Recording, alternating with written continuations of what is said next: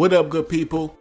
Thank you for tuning in to another episode of Shake and Ball. I'm your host, Sells the Truth, and on this week's Power Ranking Show, I don't want to break down the teams like I've been doing week by week. This time, I just want to talk about the WNBA season overall. And I gotta say, this has been a dry WNBA season. I mean, it ain't really nothing special happening out there this year. First off, Caitlin Clark missed half the season, killed the ratings, killed the momentum that the league was trying to pick up on. The other faces of the league, A'ja Wilson, she doing her thing, but she's stuck on a bad team. One of the most watchable teams has become unwatchable, even with A'ja Wilson's dominance. A team that everybody wanted to tune in and watch and see if they was going to get back to their championship ways. They made a dumb move and traded Kelsey Plum, and now they're a bad team. Then the two other young stars in the league, Angel Reese, Paige Beckers, stuck on bad teams. Of all my years of watching WNBA, being a huge fan of the game, being from Cleveland, being there with the Cleveland Rockers, the only reason that team folded is because when the Cavaliers got sold, the owner of the Cavaliers, Gilbert Gunn, he was a blind man. He had to sell both teams, and Dan Gilbert, who bought the Cavs, did not want to buy the Cleveland Rockers. So it's funny how all of a sudden he wanted to try to get his hand in the team now, but that goes without saying.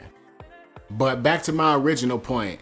Of all my long years of being a fan of this beautiful game of women's basketball, it has been subpar all across the league. A lot of players who we expected to play good are not playing good. Just look at the standings. We got 3 absolutely horrible teams, 6 teams that's hovering around 500, and 4 teams that's actually pretty decent. Out of a league with 13 teams, you got 4 teams that's actually pretty good, and you're looking to add about 5 more teams. And I'm betting the gap between good and bad teams is going to be even worse at that point. And listen, y'all know I love the WNBA. I don't want to crush it, but I really feel like Kathy is running this league into the ground. This league is not where it needs to be as far as talent all across the league to be trying to expand and add so many teams. Yeah, there's some decent teams and some decent rosters out there, but what we gonna do? Just bring in a bunch of free agents, former college players, and international players that ain't never dribbled the ball in the WNBA, and you expecting them to be franchise players on teams? I don't know, man. I really don't know what's going on, but somebody need to pull Kathy to the side and tell her what she doing right now is not sustainable. Now that I got that off my chest, let's talk about the things I actually enjoyed watching this year. I really enjoyed watching the Minnesota Lynx come back with a vengeance after losing in the WNBA Finals, coming back, having the best record in the league from start to almost damn near finish. That's pretty much what it's looking like. They didn't mix up the roster in the offseason. They added Dejanay Carrington at the trade deadline, and it's looking like it might be their year. I've also enjoyed watching Paige Beckers. She's proven herself to be one of the top players in the league, already top 10 in scoring as a rookie, efficient out of this world, assist to turnover ratio look real good, and she just got a great feel for the game. You can see she knows exactly what she want to do when she out there. Another thing that I've enjoyed watching this year is the Phoenix Mercury. Even though I said earlier they got a bunch of players that nobody know about, I think this team has been playing amazing. Alyssa Thomas in particular. Damn near averaging a triple-double, 16, 9, and 9 on 54% shooting, and is going completely under the radar. Anytime I see the Phoenix Mercury pop up on social media, on the WNBA app, or anything like that, it's always about Satu.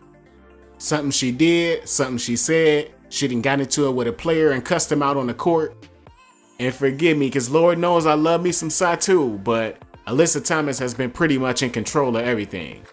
With this team being pretty much freshly built, I think she should get more consideration for MVP.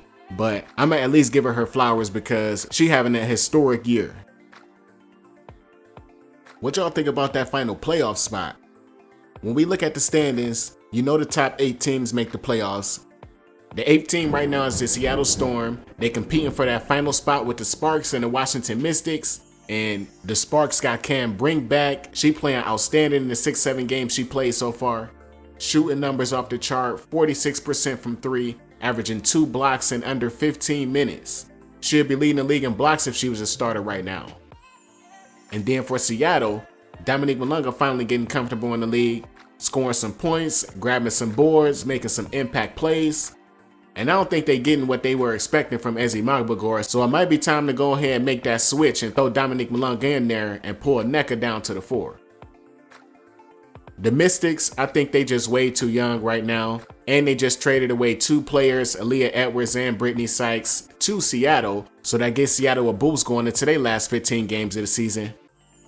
So if I had to pick right now, I would say Seattle is going to get that final playoff spot, and that's not going to be good for them, because if they have to go up against a healthy Minnesota in the first round, they going to get canned, and Noel Quinn going to get canned. The Valkyries, I don't even know how they're still there, but they don't have a shot against the Liberty, healthy or not. The next matchup, Vegas and Atlanta, that's going to be a really tough matchup for Vegas to win. Atlanta got so much momentum going into the playoffs, and Vegas just haven't been playing good all year. I'm going to lean on championship experience and give it to the Aces in that series, but we'll have to see how that play out. That will make the final matchup Phoenix and Indiana. Caitlin Clark haven't played all year. I don't even know if she's going to be healthy going into the playoffs, so I think Phoenix win that one by default. But it was a great season by the Indiana Fever to do what they did without Caitlin Clark, and next year, people are going to have to really be on the lookout for what they're going to do. But now what I want to do is quickly talk about which players will win what WNBA awards, starting with 6th Woman of the Year. And for 6th Woman of the Year, I think it's only 2 candidates that got a chance at winning this award, Naz Hillman of Atlanta and Sophie Cunningham of the Indiana Fever. First, for Naz Hillman, my girl from Cleveland, Ohio, coming off the bench averaging 8 points and 6 rebounds. She added a 3-ball to her game, and her improvement this year is really one of the reasons Atlanta has made a big jump in the standings. That being said, if I had to make a pick, I'ma pick Sophie Cunningham.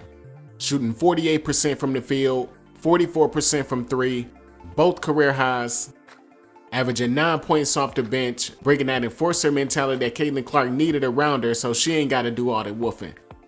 So honestly, very easy for me, Sophie Cunningham for 6th Woman of the Year. Moving on to Most Improved Player, I also got to throw Naz Hillman in that category as well, because her points are up, rebounds are up, and she added a 3-ball to her game, which she hadn't had even in college. Now, my actual pick for Most Improved Player is going to be Veronica Burton of the Golden State Valkyries. After being waived by the Dallas Wings, let go to the expansion draft by the Connecticut Sun, she came to Golden State, increased her point average by 7 points, increased her assists by 4, averaging 10, 5, and 4 this year. Now, you would like to see her percentages better, only 36% from the field, but 36% from 3 is what you like to see from your point guard. Now with that, let's move on to Defensive Player of the Year. I think this one is pretty obvious. There's only one player that should be in this category, and that's Gabby Williams of the Seattle Storm. Not only is she leading the league in steals, but she up 30 steals on the person in second place. And to put that in perspective, the gap between 1 and 2 in blocks is less than 5 blocks. So to be up 30 in your particular category, that means you are blowing everybody else in the league out the water. Now, Coach of the Year, that one was pretty easy for me as well. That's Nate Tibbetts of the Phoenix Mercury. This team literally has a new rotation of starters than they had last year, Kalia Copper being the only remaining starter from last year, but Satu Sabali, Alyssa Thomas, Sammy Whitcomb, Catherine Westbell, Monique Akoa-Makani. None of those players played a game together before this year, but he got them playing like a well-oiled machine, so I think he's going to be credited with the Coach of the Year. Rookie of the Year, another obvious choice, is Paige Beckers. She's been dominant from game 1 of her WNBA career. And this one right here might be the most obvious choice. I'm not agreeing to disagree with nobody on this one. I'm going to just say you flat out wrong. Before I pick my MVP, quick shout out to executive Lynn Dunn. I think she did a great job at building the Indiana Fever team, not only being able to compete, but being able to win games and keeping the team over 500 even without your star player. But for my MVP, I think it's pretty obviously going to be Nafisa Callier. If I had to put somebody else in the category that can possibly steal it from her, I would say Sabrina Ionescu. She's averaging a career high in points. This team has been without Benai Jelani Hamilton. Brianna Stewart has missed games, Jonquel Jones has missed games, but she's been the one out there that's been helping them win games.